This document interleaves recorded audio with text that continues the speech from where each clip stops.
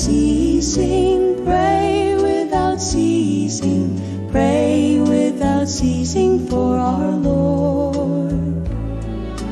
Walk without ceasing, run without ceasing, serve without ceasing for the Lord.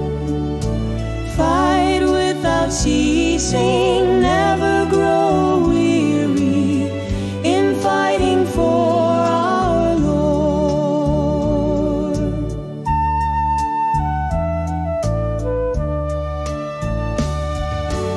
If you bind with culture, you let in the vulture.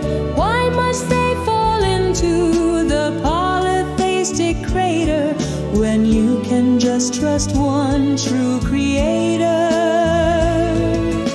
Men become fathers, women become mothers. This is the will of the Lord. All the babies tossed outside their cradles, no more men providing food on the tables. When will we all return to the Lord? What He bought we can receive when we perceive God in all of His glory, all of His